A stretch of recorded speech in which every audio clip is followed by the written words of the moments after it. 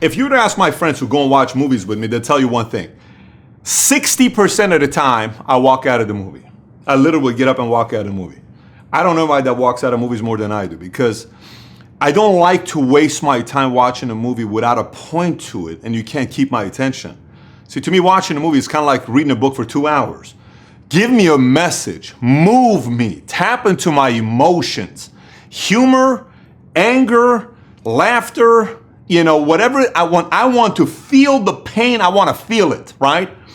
And so I think a part of the entrepreneur that's got the creative side, where the brain always goes and it's got the imagination, you're always thinking things. Movies helps a lot in tapping into that imagination. At least it does for me, and I know a lot of other people. That I've had many movie nights with people that I was mentoring and building, and many movie nights, because we sit there, and I remember one time a movie came out. Is it in my top 10 list? No, but I think it's my top 100 list. I Am Legend came out. If you remember I Am Legend, a lot of people said, oh, it's a terrible movie. And I said, what do you mean it's a terrible movie? I take the same 10 people that said it's a terrible movie, went to the movies together. I said, I want you to watch these 7 different points. This means this. That means this. This means... Never thought about it this. I said, I Am Legend is the life of an entrepreneur. If you look at it from the eyes of an entrepreneur, it's the life of an entrepreneur. Oh man, that makes so much sense. So it's also knowing what point you're trying to get from the book. So today what I'm going to do is, I'm going to cover with you top 10 movies for me as an entrepreneur and why you ought to watch it. And I'm going to make my points for each one of them on why you ought to watch it. So number 10 for me is The Social Network. Many of you have probably watched Social Network. Some may put it a little bit higher than mine is. Social Network tells a very good story of Mark Zuckerberg, who builds Facebook, and when you're building Facebook, what things they went through. A college kid, 18 years old, if you put your minds together, what you're capable of building. But it also talks about the darker side, ideas being stolen. Somebody takes it away from you. It was somebody else's. How do you protect the idea? Can you ever protect your idea? Someone can take it and make it better than you. What do you do with that? Do you need NDAs? Do you need NCAs? Then when they interviewed Zuckerberg and they said, hey, what did you think about the movie? You know what his best comeback was? He says, the movie showed us partying a lot more than we worked. He says, I don't remember partying that much. I remember working a lot. Another thing about the movie of a Social Network that's very important is Zuckerberg was not the visionary. Zuckerberg was a technician. He was the product guy, but he wasn't a visionary. Then showed up Sean Parker. Sean Parker is the guy that started Napster. Sean Parker comes in, he says, this is not $1 million opportunity. This is $1 billion opportunity. And Mark didn't see that, and then all of a sudden said, yeah, this could be $1 billion opportunity. Then boom, Facebook becomes what it is today, being worth 100, 200, $300 billion, $400 billion company. And the stock keeps going up. They brought Sheryl Sandberg, who figured out a way how to make money for the company on, fan pages and advertisement and all this other stuff. So I think the story, there's a lot to be learned from the story when you watch it as an entrepreneur. It also gives you a lot of inspiration, knowing you're not the only one that's going through craziness. Number 9 is not a movie, it's a show, it's a series. I've never ever in my life, I've never in my life ever watched any show from the beginning to the end, never. But I had a friend of mine, Carl Moss, from Ohio. He's a Cleveland guy, who, him and my dad simultaneously, within a minute or two, they send me a text, Pat, you gotta watch House of Cards. I'm like, listen, I don't watch shows. Just watch House of Cards. I said, I'm not going to watch House of Cards. What are you talking about? Just watch House of Cards. I said, okay, I'll get to it. Every time, House of Cards, it kept coming up with everybody. House of Cards, House of Cards. I'm not watching. I don't watch shows. I don't do any of that stuff. So it's Saturday. Tomorrow at 1 o'clock, it's Sunday. On a Saturday, the next day, I'm supposed to go to Italy. I got a flight to Tuscany. I'm taking 40, 50 of our friends. We're going to go to Tuscany, hang out. We rented a 20,000 square foot villa. We're going to have a great time together. Okay, great. So on the way to the villa, before going to the villa that night, I said, I'll watch one episode. My dad come back, just watch one episode. It's 10 o'clock at night, I'll watch one episode. He watches 2 with me. Now it's 11 o'clock. He goes home. I watch all 13 episodes that night. I didn't go to sleep. And I went on the flight to Italy and I slept the entire way there. And I think it's 12 or 13 episodes. How many is it? 13 episodes, right? 13 episodes, first season. It teaches you the darker side of politics, on what happens in politics. But there's a part of it that also has to do with business. Because in business, there's a lot of negotiations. There's a lot of things that happens behind closed doors that, on the front end, everything looks great. Oh my gosh, it's so good. We're doing so well. Behind closed doors, wham, wham, fights, all this crazy stuff that happens. Power plays that people try to pin you in a corner and they try to do this and all this other stuff. I think there's a lot good to be learned. There's a lot of darker things in the House of Cards set that doesn't necessarily happen that dark in business. It does as you get bigger, but not necessarily as you're trying to get to $1 million or $2 million. But I think there's a lot to be learned from House of Cards when you watch it. So that's number 9. Number 8, GoodFellas. Let me tell you why I put number 8 as GoodFellas with Ray Liotta and De Niro and Pesci. One of the things about GoodFellas is knowing that, sometimes someone could turn on you. And don't let it change your values and principles on what you believe in. Stick to your values and principles, but know and study people's trends on how people's trends are. Will typically trust trends. A lot of people come and tell me, Papa, you don't understand, I've changed. I'm going to do this. I'm the most loyal person. I'm going to be with. I trust trends more than I do words, is what I do. So if you got a friend or you got a partner, you got somebody that's close with you, that there's trends of too many things that just seems like a little bit of shyster, a little bit of that this guy could turn on me, you need a little bit of paranoia with that. There are certain people that are like 7 different bad things happen every time this girl or this guy had my back. These are solid trends. I don't really worry about anything happening there. But this guy's got way too many trends. Sometimes you need a little bit of paranoia with certain people. Not everybody, but certain people, you need to trust your gut and your intuition as you're building business. That's what GoodFellas tells me. Number 7 is Pursuit of Happyness. Pursuit of Happyness is with Will Smith and his son, right? And I love Pursuit of Happyness because Pursuit of Happyness is a great story of rags to riches. You can go up there and rags to riches. And the one thing I love most, obviously he worked at Morgan Stanley Dean Witter, Chris Gardner. Can we put a picture of Chris Gardner and I at one event? A gentleman asked me to host it. I think I hosted the event and I brought up Chris Gardner, and it was great introducing him, getting a chance to speak to him and hearing his story because he's a Morgan Stanley Dean Witter guy. The thing I love about the movie Pursuit of Happyness is single father who made it happen with no excuses, but most importantly is the efficiency of his time when he was making cold calls. I did cold calling for a long time with my business. And it was knowing that the most important skill set you got to learn as an entrepreneur is selling and hustling. If you're not selling and hustling from 5:30 in the morning till 10 o'clock, 11 o'clock at night, you're just decreasing your chance of making it. There's a certain level of hustle that the entrepreneur's got to have. And he took it to the highest level, and the story on what happens with him and his business, all that other stuff, and now they do a movie about him. It's a pretty phenomenal story. So I highly recommend Pursuit of Happyness. It touches on a lot of different things. Number 6 is a movie I've probably watched the most times in my life because when I was in the Army, we probably watched this movie 200 times. And most people haven't seen this movie, and some people will say it's Tom Cruise's worst movie of all time. And it's called Cocktails. Cocktails to me was phenomenal. I mean, I've seen Cocktails I don't know how many times. We'd come back from boot camp, we'd come back from work, from the motor pool, we hit the gym, E-Step at Fort Campbell, Kentucky, 101st Airborne Division, we'd come back, put on a movie. What do you want to watch? Cocktails or Roadhouse. But typically Cocktails won, and we'd watch Cocktails. And the great thing about Cocktails is, here's a guy who's a bartender, who's a dreamer, okay?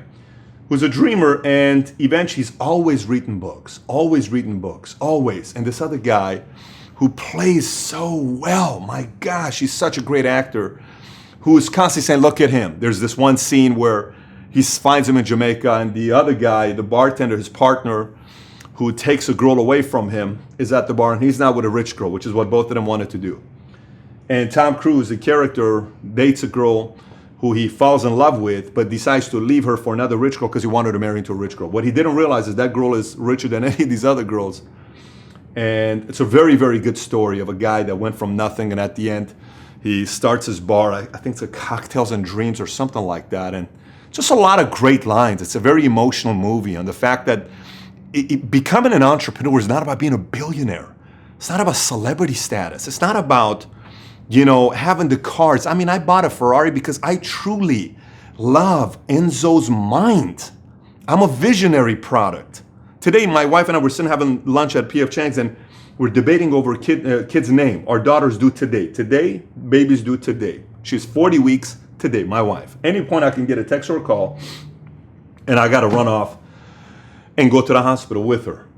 And we're sitting there, we're going through names for babies. And she's telling me, oh, this name, I want this name because of this name. That person was this, and that person did this. And I'm saying, I want this one because this person did this. I want a story behind it. I respect Enzo for what he designed. I went to Italy to his headquarters, and a 3-time Ferrari world champion drove me in the Ferrari 458 Italiano, and I went 167 miles an hour in rain in a 2-lane highway in Maranello, and I said, I want this thing. But entrepreneurship is not about wanting that thing. It's not just about the Ferrari or $50,000 watch or living in a multi-million-dollar house that's 10,000. That's fine, but the story of an entrepreneur is a guy that just says, man, I want to build my business. I want control. I want happiness. I want to make money. I want to build my own identity. I want to free. This is what I want to do. And they do it. And that's this story of cocktails. You don't have to be a billionaire to be identified as an entrepreneur. You could simply run a bar that everybody in the community comes to you. Friday, Saturday, there's the same people that come because you do such a great job and you make $120 a year. But it's a restaurant the community knows about. That's what Cocktail's about. Love that movie. Number 5. Number 5 is Casino. Number 5 is Casino. And one of the things about Casino is important when you watch Casino is knowing, which bridges to burn and which bridges not to burn. Casino is also about knowing that someone who was once your enemy could now end up being your biggest ally, and somebody who was your biggest friend could now end up becoming your biggest enemy. It also teaches you who to cross, who not to cross. It teaches you to know that if you keep consistency and build a credit in the streets or in business of delivering and being a leader, you'll generally be fine if you're the guy that delivers on your promises. And if you don't, eventually no one trusts you and you end up being alone. Hence, you know how the movie ends. This is also a Pesci movie and it's also a De Niro movie. You see how the movie ends. And De Niro was a guy that was probably the most stand-up guy, and he kept building it and somebody else wanted it faster, wanted the power, all this other stuff. It also talks about choosing the right spouse, choosing the right partner. You need somebody in your corner, and being a little bit more diligent about that than just the fun part with Sharon Stone. I think there's a lot of great messages in Casino that anybody can pick up as an entrepreneur. Number 4, let me tell you what number 4 is. Number 4 is a movie that was a friend of mine, Steve Avetian, told me to watch many, many years ago. And I had heard about the movie, but I never watched it. It's called The Count of Monte Cristo. And some of you may have said, oh my gosh, one of my favorite movies. Count of Monte Cristo is a great movie because, it's a story of, the reason why this connects with me a lot and it resonates with me a lot because I'm the guy that went from being my life was a complete 180. No one believes, my friends can't connect with me today because they don't understand what the hell happened to Patrick Bet-David. It's very difficult. And I don't try to put them in their face or say anything to them about my success. I don't ever bring up the type of money or any of the stuff that I made. When we talk, we just kind of, how you doing, what's happening with family? Because I made a complete 180. I went from the guy that parents said stay away from, 1.8, all this other stuff, trouble, chasing girls. It's all I wanted to do. That was my priority from morning till night. I clubbed, I went to bars. It was so important to me till 21, 22. And then all of a sudden, one event, Dad has a heart attack. I read a book and I just completely flipped. I hit rock bottom, girl left me, crushed my heart. Nothing in the bank. I'm alone. I'm in a corner in a wall crying like a little baby at 21, 22. I've been hustling. I've been doing everything. I lost my identity and I said, I cannot stand this identity. I hate this identity. I want to prove a point to myself that I have more to do in my life because I don't know why something in my belly tells me I'm destined to do something special in my life. This was 21, 22. I felt like this since I was a kid, but this was the first time that there was a purpose behind it. And Count of Monte Cristo is about a person recreating themselves. It's about how you recreate yourself into a person that nobody else recognizes. And all of a sudden you become the guy that everybody is listening to because your voice has become so big and people choose to want to follow your voice, not forced as a dictator. Choose to want to follow your voice because of what you're doing to people and how you completely change yourself. That's what that movie's all about. Great movie. Number 4 spot. Number 3. We're getting close to number 1. Number 3 is a movie by my man, who I love this guy's acting. Denzel Washington to me is incredible, as well as Russell Crowe, two of my favorite guys in the same movie. You probably already know what movie this is. American Gangster is purely an entrepreneur's movie. Some of you guys may say, Pat, every single movie you're recommending is a gangster movie or somebody's getting killed. But I tell you why American Gangster number 3. American Gangster is a story of distribution. American Gangster is a story of mentorship. If you remember the way the movie starts, Frank Lucas, his mentor, was somebody he was shadowing. And he wasn't trying to overpower his mentor. One day his mentor at a furniture store dies and has a heart attack. And the legacy gets passed down to Frank Lucas, and Frank made it even bigger, right? Now, yes, it was blue magic. Yes, we're talking drugs. Yes, it was something terrible. But take the concepts of distribution. Here's a mentor, somebody you watched every move, watched everything he's doing, every single thing he's saying, every single habit, giving away turkey, doing this, doing that. You're watching every single thing you're watching. You're learning. You're seeing the fight. The guy that's a fighter, streets respect. He's got street credit. People respect this guy. I'm learning from this cat. Boom! Now it's my turn. Now, what are you going to do with that legacy? You're going to be arrogant, cocky, thinking it's all about yourself and let that get to your head? Or are you really going to advance this legacy? And he gets to work. And he becomes a leader. The brothers follow him. The cousins, everybody comes and starts working for him. He has high standards. One time he slips with his standards, the reason why he ended up costing his entire business. Wears too flashy of a coat. He never wore flashy coats. He always said, don't be the most loudest person in the room. So he goes to wearing this flashy coat because his girl started buying into the nice stuff. He made a mistake. He couldn't get his girl to realize it's not about all the nice stuff only. We gotta stay strong. And boom, he got caught. And the next thing you know, the rest is history on what takes place. And Russell Crowe comes in through questioning and et cetera, et cetera. You know how this whole thing ends. Nobody expected him to be the main guy. Everybody pointed to Armando Asante, who was the main pit. Everybody thought that was him, but it wasn't. It was him. A African-American man running the entire shop is what made it confused because he had to change. There's a scene at the end where they change it up. He's the main guy. He is the American gangster. At one point, he had $275 million of cash sitting around, not checking account, cash sitting around, $275 million. He couldn't put money in the banks anymore, right? So he took it to a whole different level. Phenomenal movie. I put that at number 3 spot. If you haven't seen it, it's a great movie to watch as well. Number 2, this is the all-time story. I think every entrepreneur has a certain feeling of an underdog, unless if you come from a lineage where your family's been into business and entrepreneurship and they've done very well. Most entrepreneurs typically connect with the underdog story, right? No one believes you could do it. No one believes you have what it takes. No one believes you're smart enough. No one believes you have your work here. You see the vision, you buy into it, you're working hard. No one sees how hard you're working. You're getting rejected, knocked around, losing, failed, and then boom, you got a victory. And, took me 10,000 hours to, 10 years to be an overnight success. That whole story you hear about, well, that's what ends up happening. And number 2 story is Rocky. Number 2 movie to me is Rocky. And preferably for me is Rocky 4, but some like 1, 2, 3. I mean, I like 4. I think 5 was also good with Tommy Morrison. 6 was decent. This most recent one was kind of weird with Creed. But, you watch Rocky 4. It's a different story than you watch Rocky 1. Rocky 1 shows when you're coming up and you're hungry and you're going through the pie. You want to find a girl as well. You find Adrian through a friend and you go and fight and no one's expecting you to do anything. It's a draw. And then Rocky 2 comes and then 3 you're going and facing someone like a Mr. T. Mr. T coming in and Clever Lang and all this other stuff he's doing. And, he calls your wife out and I'm a better man. Hey, Adrian, it's just fire, right? And then Rocky 4 comes up, you've made it. And now you have so much money, so much car, and then you're afraid of losing it. You're afraid of losing it. It's no longer about the game of boxing. It's no longer about the fight. It's no longer about just what you love to do. You completely forgot about the fact that you're doing it because you love the game. Now it's all about the money. You forgot about the fact that everything you did was the southpaw coming. No one's expecting. He's a fighter. He can't knock him out. He's got a strong jaw. And then, Adrian, I'm afraid. What are you afraid of? I'm afraid, but I can't be afraid. Everyone's afraid. No, I'm afraid. And then that whole scene by the water, by the beach. You look at this. And then he takes training seriously.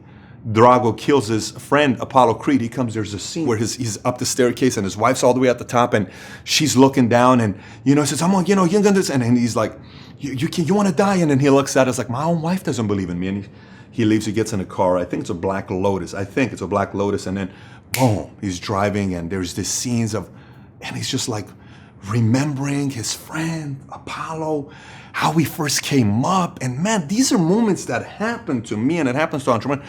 How many late night drives have I had, or have you had, where you're just like, what were you doing this thing for from the beginning? Why? And then you're thinking, we had nothing going on. And all of a sudden, why the hell are you taking it for granted? Cherish what you build. Bring that hunger factor back. Man, what happened? Dig deep. What is the next thing you're going to fight for? That's Rocky for you. Rocky is any time, boom, something happens, right?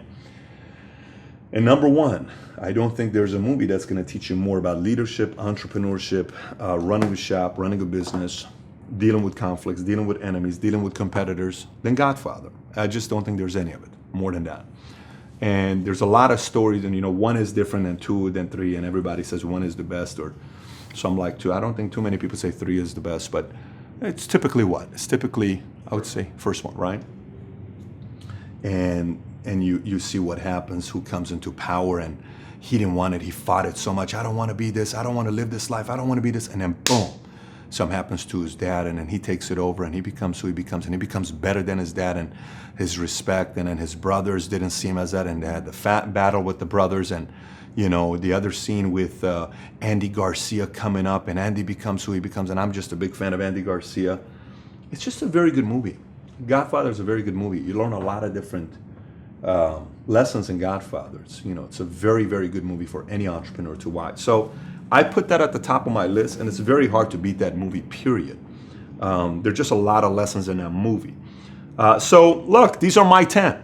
I don't know what your 10 are, but these are my 10. As a matter of fact, I have a top 100 list. I have a top 100 list on my website that goes through every book and every movie that is my top 100 list, and it explains why I think it's my top 100 list. And that is on my website, patrickbetdavid.com. Boom. Go to that website, see what the top 100 are, and comment on the bottom. If there's a movie you've seen that I haven't seen, comment on the bottom. I'd love to see it myself. You can even comment on the bottom here on what you got out of this one here. And by the way, Mario, need my pillow, man. Need my pillow, my pillow, my pillow. I'm going to keep reminding you because we need your help. Look, we want to get this channel. We believe this is the #1 channel for entrepreneurs on YouTube. So many of you who are the most incredible fans, loyal fans who comment. I try to get back to you guys every single time. You keep commenting and sharing this with everybody. We appreciate it. We love it. As of right now, I think we're at 39 or 40,000 subscribers on this channel. Our goal is to get to 100,000 subs by August 31st. We're launching something very, very major on August, third week of August, yes, which we'll announce to you. Very, very big. Very, very, very, very big. That will be announced to everybody. People keep telling me, Pat, I want to learn more about entrepreneurship. How can you mentor me? How can we do this? Finally, our team said, Pat, let's put something together. So we agreed to it, and you'll find out what it is in the next few weeks when we announce it. But be sure to subscribe to this channel if you haven't done so, and invite your friends, your peers also to get subscribed. Subscribe to this channel. Our goal, again, is to get to 100,000 by August 31st. With that being said, if you got any questions, any thoughts, any comments, comment on the bottom. Thanks for watching. Take care. Bye-bye.